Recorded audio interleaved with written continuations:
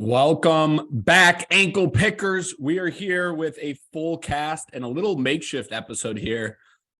Danny, Kobe, how you guys doing? Either one can go off. What up? What up? There he is. Dan's doing well. I'm cold. Winter storm warning in Austin. Yeah, boo-hoo. It's like 30 degrees there and they're crying. I'm sitting in Chicago and like actually 6.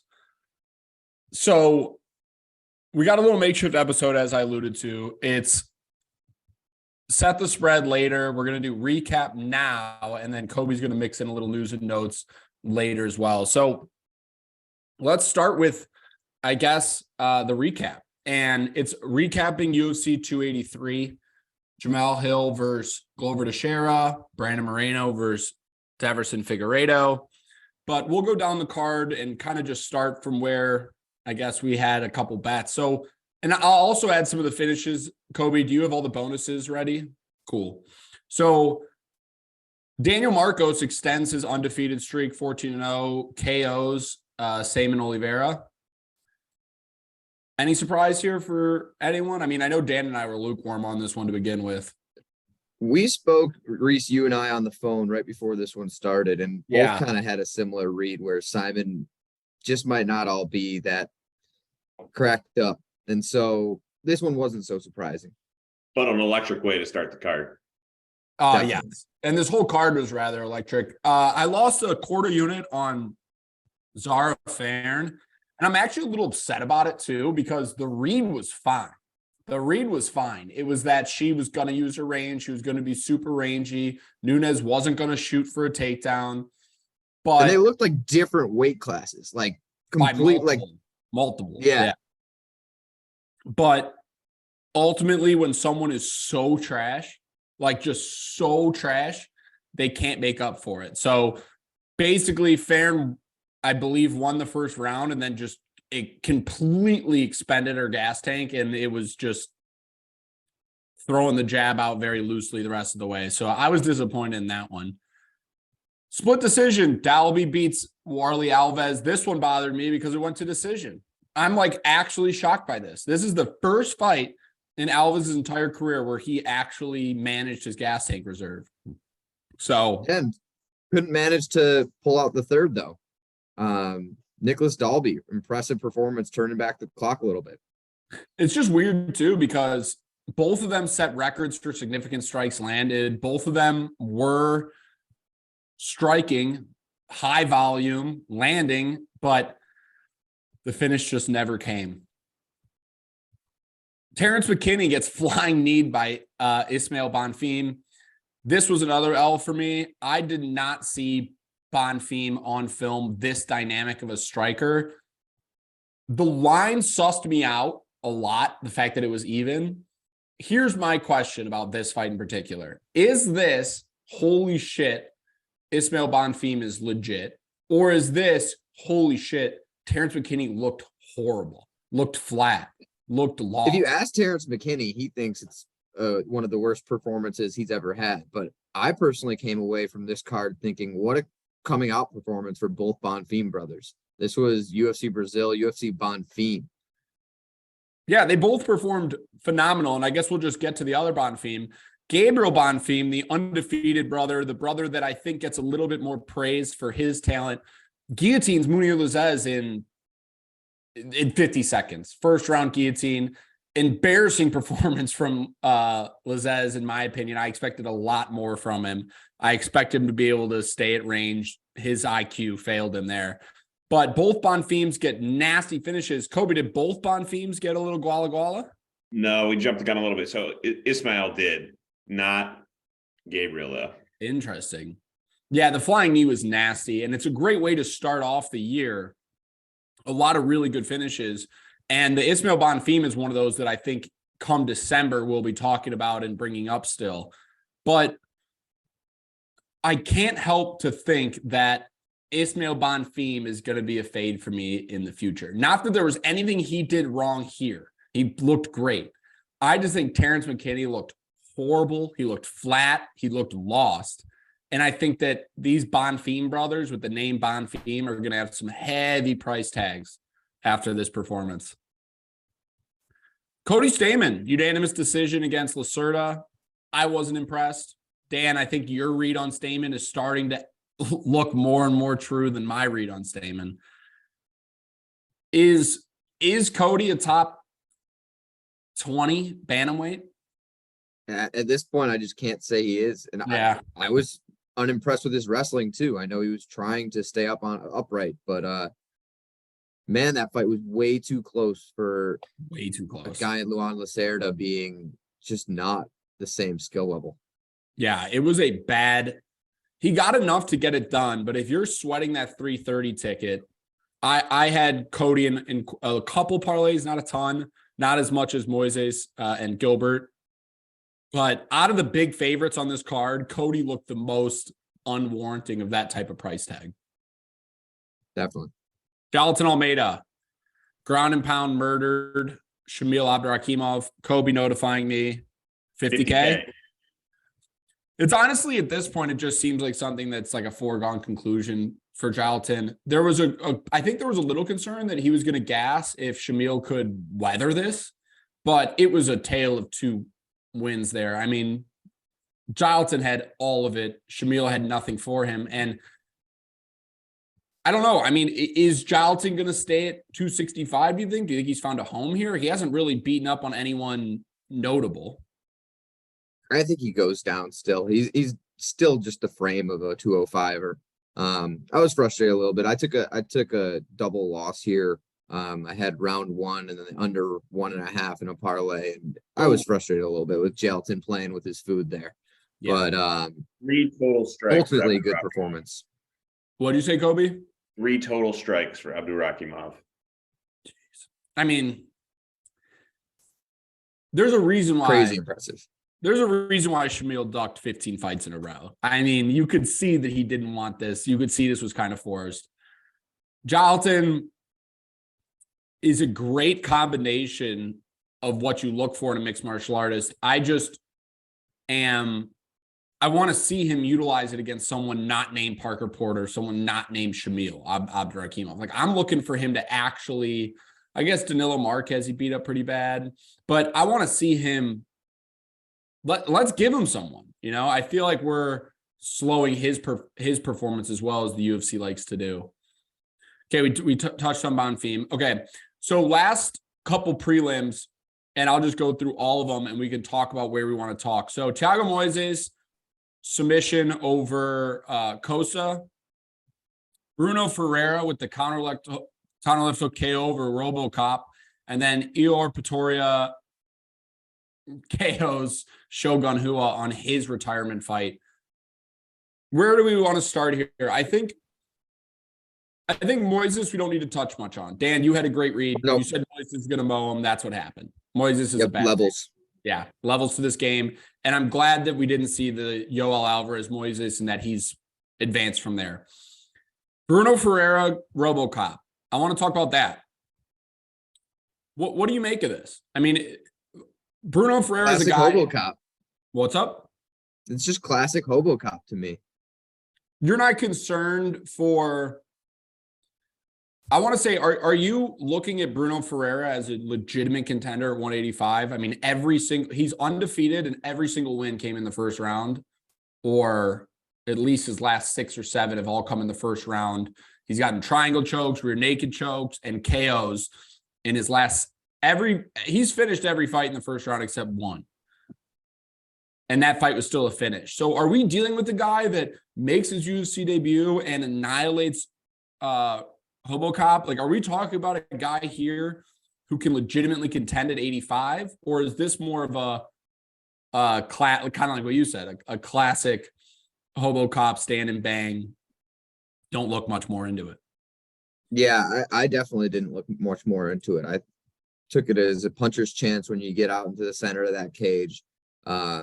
And Rodriguez is a guy who will give you that chance every single time he fights. He has kind of like what you said, he has all the skills of being this high level gatekeeper, being this guy that's right on that fringe of the rankings and showing people the door that don't belong. And instead wants to bang with Petrosian, instead wants to exit combinations with his chin up in the air. And that's just who he's going to be. He's the same reason that, I don't know, guys like Johnny Walker aren't necessarily title contenders anymore. It's just, you can't trust the game plan.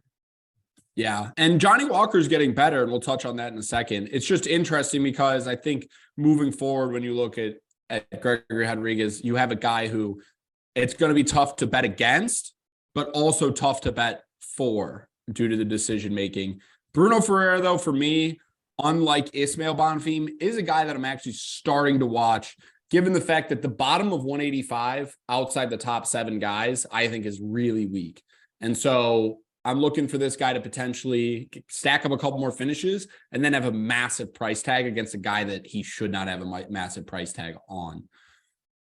And then let's talk about Shogun Rua. There was a lot of complaints on social media that the UFC feeds their retirement fight vets tough fights.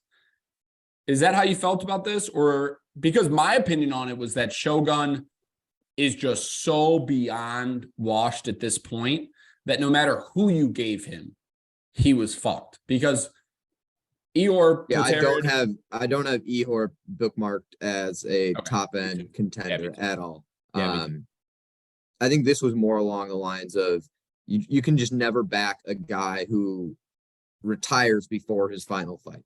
If you're retiring before your retirement fight, chances are you're not going to win that one. I think we saw like Uriah Faber prove everyone wrong when he did that, but he might be the legitimate only one I can think of that they were going to retire and still won the fight. That was a double retirement fight too, because his opponent was not Jamie Pickett. But I'm on that train. It's like it was Brad Pickett. Does that sound right? One Punch Brad Pickett. Yeah, Brad Pickett. So it was a double retirement fight there. And so maybe that's the way to handle this. I'm not sure, but Shogun was long on his way out. And yeah, I don't know what to make of it other than I feel bad for these guys who don't get out early enough. But send off to Shogun, one of the OGs and a true mixed martial artist through and through. It sounds like you're not adding any weight to Pretoria's stock either. Yeah, me neither. Yeah, none for me. Johnny Walker, KO Hammerfist, Paul Craig, first round. That's got to be a bonus, no? No bonus. We're done with performance bonuses. Oh, okay. Yeah, I mean, this to me was what you've been on all this entire time, and that's just fade Paul Craig. Mm-hmm. And it didn't so much show me, as I just mentioned, Johnny Walker, can I trust him or not? I can trust him to bonk Paul Craig and have enough strength and athleticism to do that. But ultimately, I don't think it proved a lot for his. But that's something Nikita Krylov couldn't do. That's the truth. You're right. And that is credit for Johnny Walker. This was one of 2 straight bets I had. The next one was on the main event. We went undefeated. New Year, same Danny. Don't follow his props. Follow the straight bets. Yeah, Dan can pick straight bets at the best of them. It's the women's fights and the props that get him lost. But my question is, does the Johnny Walker who everyone was citing as horrible fight IQ, does he still win this fight against Paul Craig? Like, do you give any props to SBG Ireland in this win, or is this just the definition of free picking? You know what I mean? That's what I think that this was just the definition of athleticism matters, and being a one-dimensional fighter is not a sustainable recipe. It doesn't show me that SBG has fixed Paul Craig or has fixed Johnny Walker, or that Johnny Walker was able to stay disciplined. It shows that Johnny Walker can hit like a truck, and that wasn't new. Okay, because that was my huge question mark surrounding this fight in particular is this showing that Johnny Walker's improving over at SBG Ireland? And this fight's also weirdly interesting because the last guy to beat Jamal Hill, the now champion, which we'll get to, is Paul Craig, the only UFC loss. So it's weird. And with Paul Craig on a skid, we'll probably never see that rematch. So just weird. Jessica Andrade absolutely dismantles Lauren Murphy, and Danny's proven right once again. All over Andrade. Murphy, he was selling Murphy stock since fucking 5 years ago. My question for you, Dan, did you lose money on it in the distance? Because they did not. Okay, that's I did not. No, I didn't get cute here. I had Andrade mixed up in a whole lot of parlays, but didn't get it cute on any kind of method. Thank God. Yeah, no, but she just showed off for 15 minutes. So props to her. Absolutely looked phenomenal. Couple 30-25s in there. Yeah. Which you never see. Yeah. But you never see. It's just interesting because it reminded me a lot of like the Ferguson Justin Gaethje, where it's like the commentators and the audience like, are they seriously going to let this go? But Lauren Murphy, I'll give her this. She's tough, standing in there still exchanging, but this has to be one of the most one-sided fights in recent memory. And it was an interesting weekend for just corner work, or interesting couple weeks. I know that just a couple days ago in the boxing match in the Beterbiev Anthony Yarde, Yarde's corner came in and stopped the fight. Yarde still on his feet, still defending, a little bit controversial, but ultimately was applauded and was a really great corner moment, which was interesting to compare it to Lauren Murphy and what she had to say to people telling her that her fight should have been stopped. So that's actually really interesting because I was unaware of that. I usually stay off some MMA news and combat sports news because Country Club's my outlet.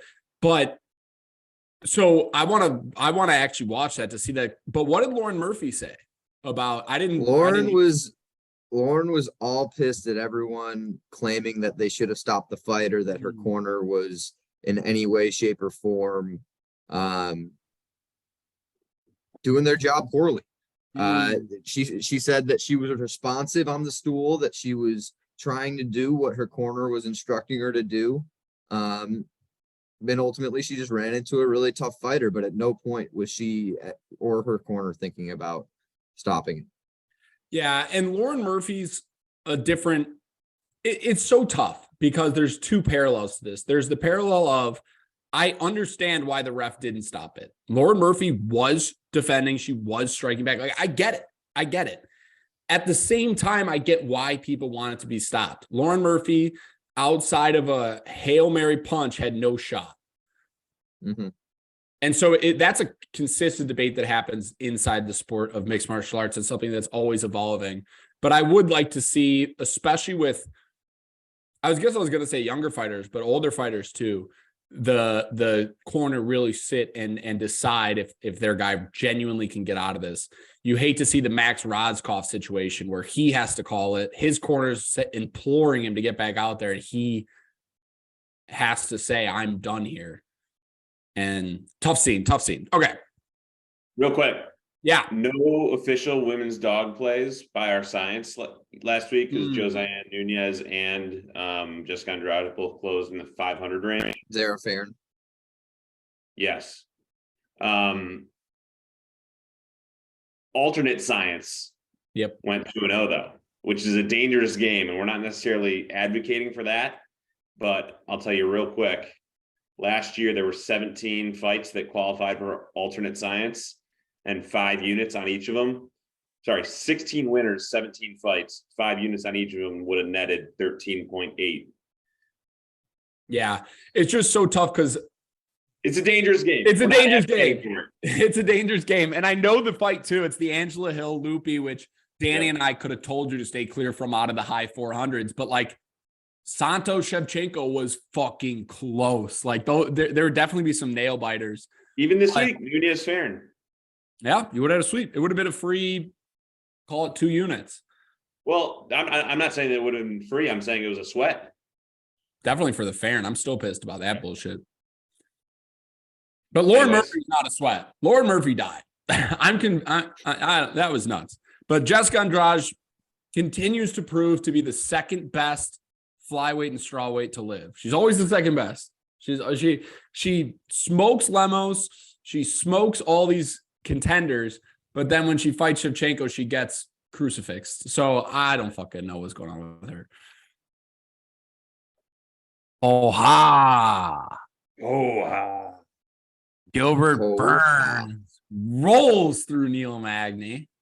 I mean, rolls through Neil Magny and gets a submission arm triangle choke in the first round. Neil Magny is the definition of a guy who is not a slouch by any means. A guy who's a lifelong mixed martial artist, the guy who holds the welterweight record for wins. He's 20-8 in the UFC going into this fight. And that guy just landed 4 strikes. And Gilbert Burns destroys him.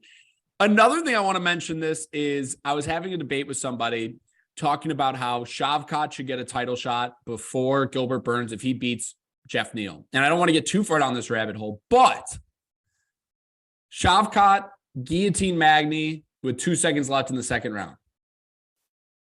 Burns rolls through Magny in the first.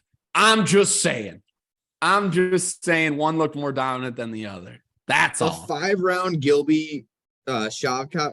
Oh, sorry. I was in my head. I was thinking Hamzat, but a 5-round Gilbert Hamzat fight is way different than the 3-round fight that we watched. I'll tell you that. Oh yeah. It's crazy because Gilbert's performing at such a high. I mean, he's like 36 now, and he's still performing like an absolute freak. But the other thing too that's really interesting about Gilbert is he fits the RDA mold where he's an undersized 170. He's jacked now. He's filled out, but he fought a lot of his career at 155. Shavkat could fight at 185. Hamzat should be fighting at 185. And Gilbert's competing with these guys who are so much bigger. His skill set just always is just insane. It's such a joy to watch and no different here. Sounds like from Kobe, though, he did get robbed of $50K, but Poha Burns continues to make the ankle pickers happy. Dan, how many parlays did you have Mr. Poha in? Too many to count. Too many Brazilian parlays cashed that night. It's tough because I'm not a big tracked parlay guy. I don't like throwing like whatever 5, 6, 7, 8 leg parlays and into my third party tracker. But this was a fun night last Saturday in Brazil.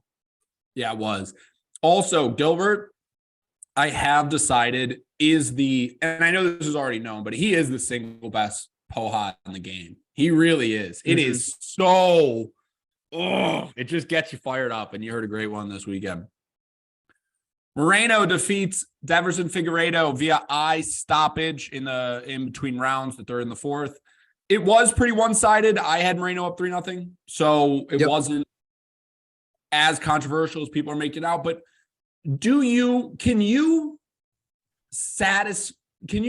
it satisfying enough for you to close the door on this chapter? The reason I'm satisfied is because it seems like Figgy's satisfied. Figgy's done. He jumping the news and notes. We've got him moving up to bantamweight. And this didn't look. I know that we've had 1 or 2 of the previous couple that didn't look super close, but this for me, out of all of them, was the most one-sided fight, and it did feel like things weren't going to change. I know that it's the most dangerous sport in the world, and we just watched Izzy and Kamaru lose their belts in the 5th round when you thought nothing was going to change. But with flyweights, it's a little different, and it really felt like Davison was just a complete step or half step behind Brandon in every part of the fight, whether they were grappling, whether it was striking, whether it was footwork, whether it was scrambling. There were a couple of really cool scrambles in that first round, but I actually marked up. Yeah, I enjoyed those a lot. I take notes when I watch, and I tweeted actually the other day that I needed fights to go back and watch on the treadmill. Both of you guys contributed. A couple other people sent some great suggestions, but I love marking down fights to go back and appreciate. And this was one where there were some really good scrambles that you could only see in flyweight. Only these guys are quick enough and fast enough to have those types of scrambles. I know you're a man of quick scrambles, but it's impressive. So so you can conclude this chapter because the big question was, with the doctor stoppage, it still didn't feel over for some people. I kind of was in the camp that I'm done with it. I've been done with it. But I'm glad that you're Comfortable concluding it's Kobe. You feel concluded. You're good. Wash the hands. Wash my hands. I'm out. Yeah. Okay. And then we can keep flyweight moving too, which is awesome because there's a lot of really first time in 3 years. Yeah, insane. Probably the last quad championship fight back to back we'll ever see because this was kind of annoying. Brandon stuck one more in there. What? Brandon had one fight sneak in there with Kaikar France. Yeah. I think there was also the Perez Figgy one after the first Moreno. Am I wrong? Maybe. Doesn't there was matter. an injury in that one. Maybe. But there before was. we move That was on- right before the first Moreno. Yeah. Before we move on, Figgy's though- got Moreno 4 straight. But what's wild is Figgy's fought 1, 2, 3, 4, 5, 6, 7 times since 2020, and 6 of them are between Benavidez and Moreno. Like he's really fought the same people. What feels like over and over again, but he'll have a 4 of whole those fights are in 2020, so it's only been 3 times since Right. 2020. And he's got a fresh pool now at 35, so that will be really exciting to see. He'll fill out nicely. The weight cut won't be nearly as extreme. He probably will be more energetic, so that'll be cool to see. And then Brandon Moreno has a and division. Brandon, he's not done with those tough Brazilians. No, Alexandre Pantoja is coming. Pantoja's coming, and they have history because they were on the Ultimate Fighter together. Pantoja was the 1 seed, Moreno was the 8 seed, very, very close. And then they also rematched in 2018 before he got let go. So when they were cutting the flyweight division, Brandon Moreno actually got cut and had to fight in LFA. And his last fight was against Pantoja. So he's 0-2 now.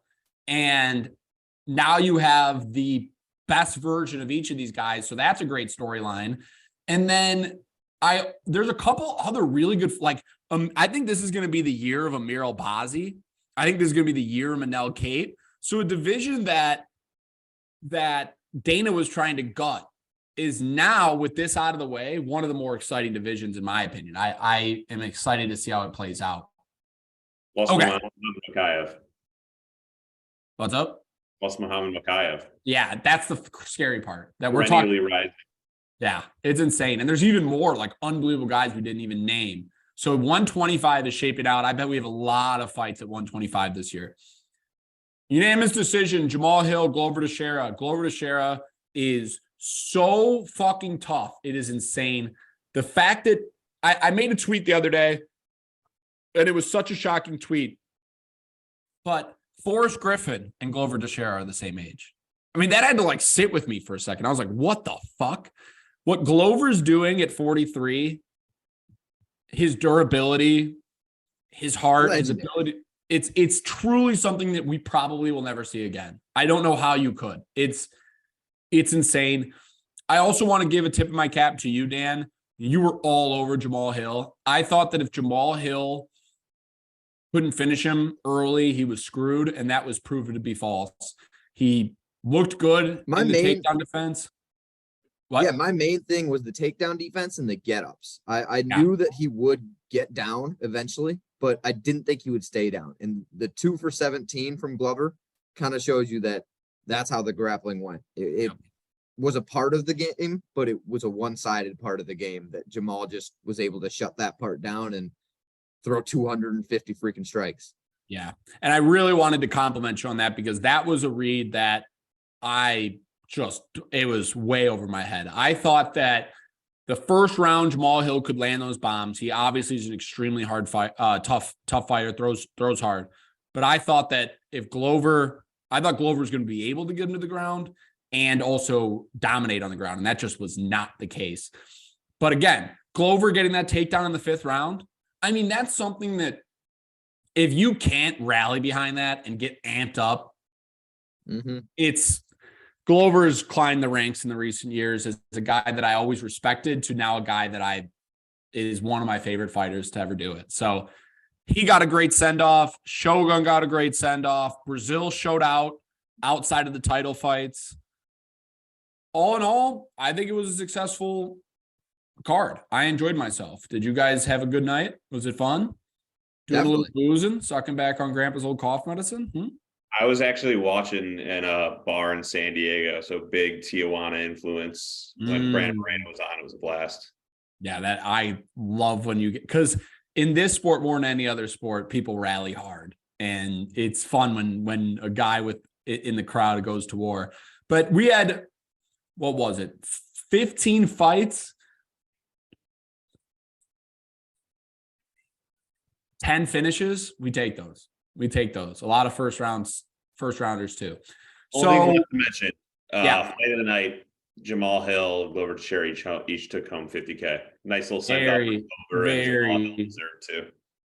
Very deservedly so. Very, very deservedly so. So that closes the book on UFC 283. We got a little bit of news and notes, and then set the spread as well. So I will turn it over to yours truly, Country Club Kobe, to take over. One piece of news before some fight announcements. Demiris Magulov, apparently he's got one fight left on his contract with the UFC and posted that he's going to fight it out. So we were talking about it, not even a month ago, that he was retired. And I didn't really see any reasoning other than he has a fight left on his deal and doesn't want to not fight the fight on his deal. So that's kind of your classic 1 foot in, 1 foot out that we kind of are hesitant about. Correct me if I'm wrong, but wasn't the retirement announcement due to health complications? That's what he said. Yeah. Health, which makes you think it's maybe mental health. I mean, you don't want to speculate too much, but that's kind of how it adds up to me. Well, it almost can't be physical if he's going to continue to fight for one more. Maybe it's like a Zabit situation where he just doesn't want to do it anymore. It also could be, maybe I'm reading into this a lot, or a lot more than I should. But it could be kind of this flowing trend that we're seeing that Francis kind of kicked off of the UFC not being the end all be all. And I'm not sure if Kobe, you had this in your news and notes, but a guy that I used to have a lot of investment in, Askar Askarov, is back in the fight game, signing with ACA, fighting close to home. I could see Demiris Magulov doing a similar kind of thing. What happened to Askar though? Did he get released, or was he just done with the UFC? What was that situation? I think he left when his contract was over, and he was frustrated by what was that result? The Kai?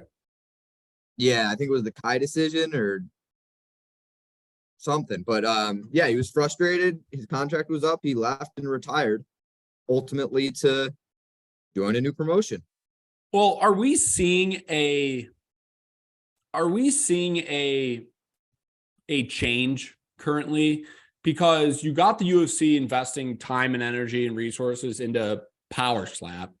And on the flip side, you have fighters consistently speaking out about how they're not happy. Paulo Costa, I saw the other day, was tweeting about how he wants to be let out of his contract. Are we seeing something on a much bigger scale? I think that we could be seeing the start of that. And wow. Obviously, we don't need to get into a Kadyrov conversation, but the money that he brings with ACA could be real significant.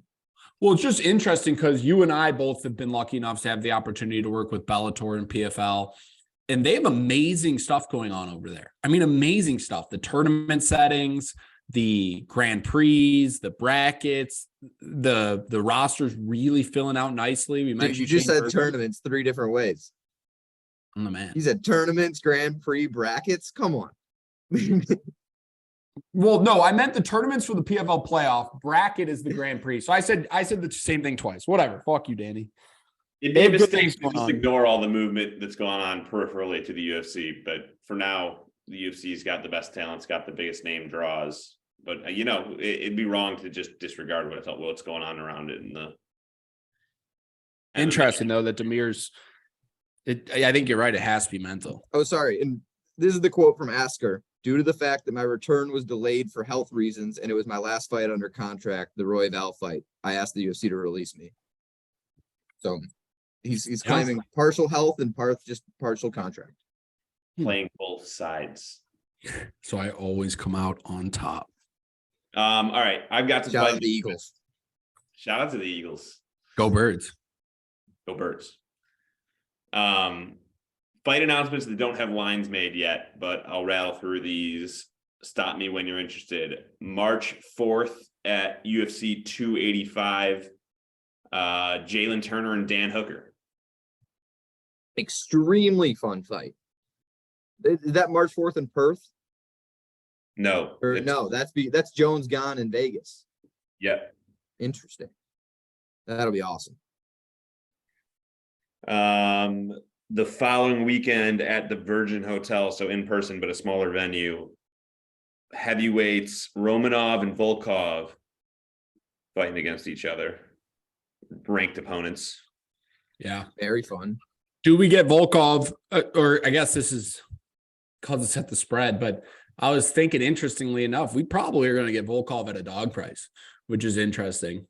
Plus, I'm excited to see Romanov again. He was like a guy who was minus 600 all the time.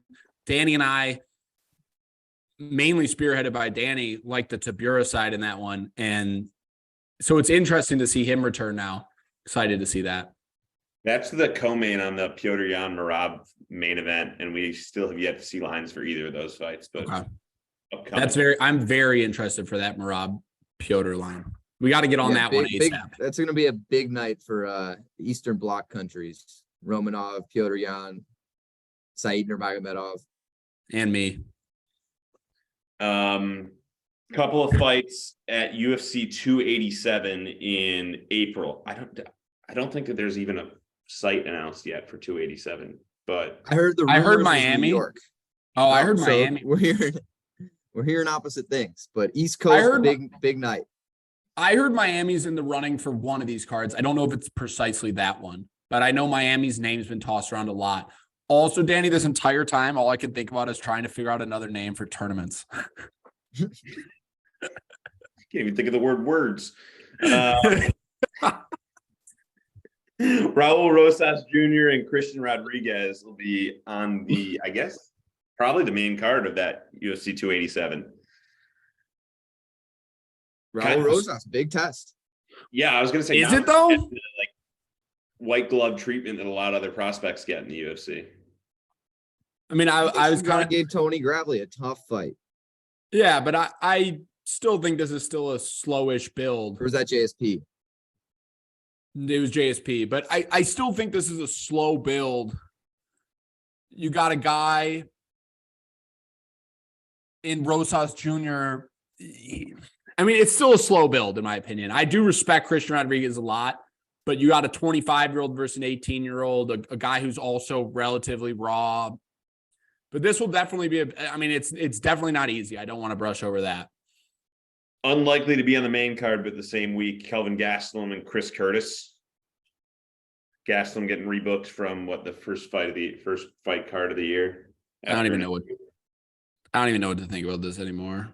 My other question too is like, Gastelum won the Ultimate Fighter. He's fought for the title, but like, do you think he's close to being on what if he gets smoked by Chris Curtis here? Like, is he going to get cut? Like, he's like 1-6 in his last 7. I don't think he fights more than 3-4 times, even with a win or 2. Really? Yeah. Maybe that's a hot take. He's very young still. That's the only reason why, because he won the Ultimate Fighter at like 23 or something crazy. So he's definitely like, I almost want to say he's only like 30. But that is an interesting take. I actually respect that take too. I mean, he's fought once since. Well, he's had 3. He hasn't fought since 2021. He's had 3 canceled bouts though. Imavov, Duplessis, and then Imavov again. But he's time passes you by. He's 1-5 in his last 6. But he is only 31. He is only 31. So that's what I was trying to get at. But Kevin Holland, Santiago Ponzinibbio is also on the 287 card. Looks like fighting right under Gilby Burns and Jorge Masvidal. Did any of you guys sit in the queue for that? The announcement? Oh no, I didn't. Biggest waste of my time ever. I watched the video after. Dude, Dana's like, get on at 4:00. Central Time. I'm going to be doing this news. Doesn't get on till like 4:35. And then You got announces played, son. Well, and then he just announces fights that we already know, and then those three.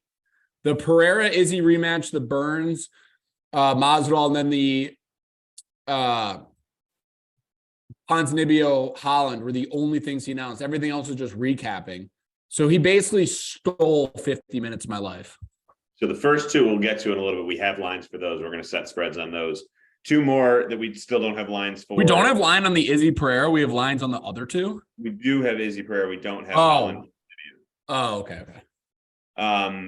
Darren Till back in there against Gregory Rodriguez back in there. That's going to be April 15th. Wow. What a fight for Darren Till to get. How sure are you that that's confirmed? 100%? Pretty sure that's confirmed. Because I thought I heard that, and then I clicked on Gregory Rodriguez's name because I was like, that's such a quick turnaround. And it wasn't listed. I can double check my sources, but I would. And I feel like they never book people who just got KO'd, but that would be an extremely quick turnaround. Right? Like he's flinching he wakes up from the mat and he just signs the contract to fight Till. Is that what happened? That's weird. What kind of matchups can you even book for Till?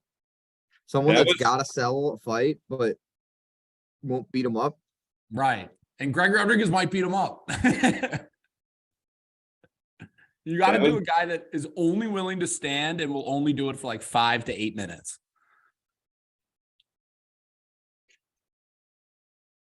I watched a couple tweets about like who had a bigger fall, Dominic Reyes or Tony Ferguson. Not enough people are mentioning Darren Till. Not at all. That one was quoted from Okamoto, but I didn't see him tweet anything specifically calling it. So okay, well, maybe that one's in the ether. Okay. Last one: Ricky Simone and Song Yadong, April 22nd.